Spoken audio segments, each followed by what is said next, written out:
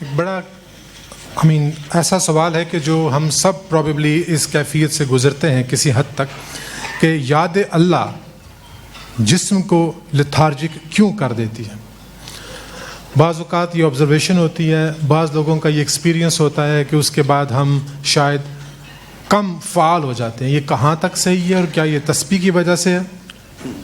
دیکھو, ایک تو ہے کہ تسبیح ایک ہی وجہ ہے کہ تسبیح آپ کو بہت ساری غیر ضروری حرکتوں سے روک دیتی ہے. اگر آپ اس کو سستی کہتے ہو تو میں مان لیتا ہوں, مگر ویسے جن لوگوں نے عمر میں کام کرنے والوں نے تسبیح لیا وہ مجھے کہتے ہیں کہ کچھ فیلڈز میں ہم ہائپر ایکٹیو ہو جاتے ہیں. تو اس کا کیا بندوبست ہے؟ اصل میں بات یہ ہے کہ سلولی اینڈ گریجولی تسبیح جو ہے آپ کے نروس سسٹم کو بہت مضبوط کرنا شروع کر دیتی. بے آسرا اپنے آپ کو آسرے والا سمجھتا اور غیر متوکل جو ہے اپنے آپ کو اپنے پیچھے ایک پاور محسوس کرنی شروع کر دیں. دیکھیں نا آپ کو کہ اللہ کے حضرت ابو درداء کی حدیث ہے کہ جس نے 3 دفعہ اعوذ باللہ السمیع العلیم من الشیطان الرجیم پڑھ کر ایک مرتبہ, ذرا غور کیجیے گا, 3 مرتبہ یہ پڑھ کر ایک مرتبہ هو اللہ الذی لا الہ الا هو عالم الغیب والشہادۃ هو الرحمن الرحیم هو اللہ الذی لا الہ الا هو الملک القدوس السلام المومن المہیمن العزیز الجبار المتکبر سبحان اللہ عما یشرکون هو اللہ الخالق الباری المصور لہ الاسماء الحسنی یسبح لہ ما فی السماوات والارض وَهُوَ الْعَزِيزُ الْحَكِيمُ. جس نے 3 مرتبہ تعوذ پڑھ کے, جیسے میں نے بتایا, ایک مرتبہ سورہ حشر کی آخری آیت کی تلاوت کی, 70,000 ملائکہ اس کی حفاظت کریں گے صبح سے شام تک. اب ہمیں تو نہیں نظر آئیں گے, مگر جو کرے گا اس کو حفاظت کا احساس ہونا ضرور شروع ہو جائے گا, اس کو طاقت کا احساس ہونا ضرور. یہ اس کے اوپر نہیں, کوئی آ کے فرشتہ نہیں اسے کہے گا بھائی میں بیٹھا ہوا ہوں تو فکر نہ کر, مگر اتنا ضرور ہوگا کہ آپ کے باطن میں تحفظ آ جائے.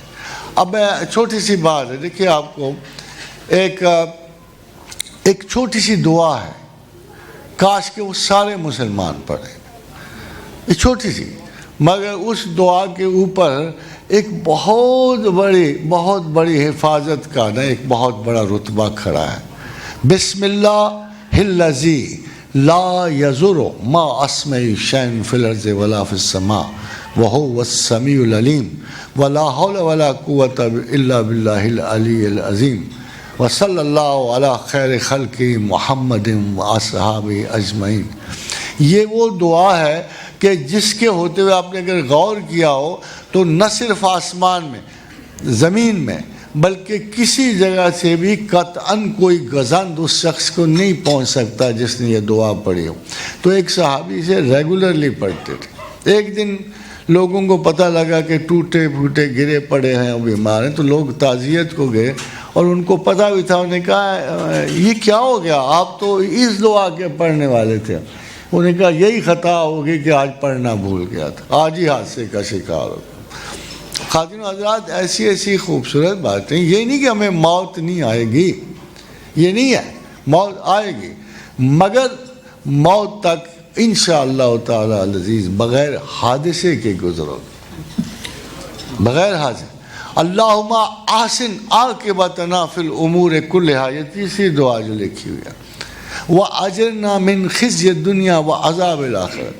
یہ وہ دعا ہے کہ جس کا فائدہ حدیث میں یہ آیا ہے کہ رسول اللہ صلی اللہ علیہ وسلم کا ارشاد گرامی ہے کہ جس نے اس کو پڑھا اس کو موت کے سوا کوئی حادثہ نہیں پیش آیا. ایگزٹ تو لگے ہیں, انٹری کے ساتھ ہی لگ جاتے ہیں, ایسے ہی جیسے ہم ٹکٹ لیتے ہیں آنے جانے کا, تو وہ تو کوئی پرابلم نہیں ہے, جب جانا ہے تب جانا ہے.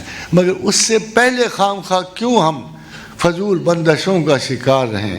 اور میں یہ بھی اللہ کی آیت آپ تک پہنچانا چاہتا ہوں.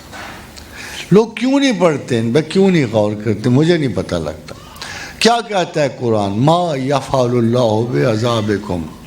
انداز تو دیکھو, ما یفعل اللہ بعذابکم، مجھے کیا پڑی ہے تمہیں تکلیف دوں، ہے نا بات، خدا تو خود کہہ رہا ہے۔ تم اللہ سے کہتے ہو یا اللہ تم نے مصیبت میں ڈال دی، وہ کہتے یار مجھے کیا پڑی ہے، ما یفعل اللہ بعذابکم، ہمیں کیا پڑی ہے تمہیں تکلیف دیں، تمہیں عذاب دیں، ان شکرتم و آمنتم، اگر تم ایمان والے ہو اور ہمیں یاد کر لیتے ہو تو ہمیں کیا پڑی ہے تمہیں تکلیف دیں، وَقَانَ اللَّهَ شَاكِرًا عَلِيمًا، ہم تو شکر قبول کرنے والے ہیں، ہم تو ایمان کو تمہارے ایمان کو تسلیم کرنے والے ہیں، ہمیں کیا پڑی ہے تمہیں۔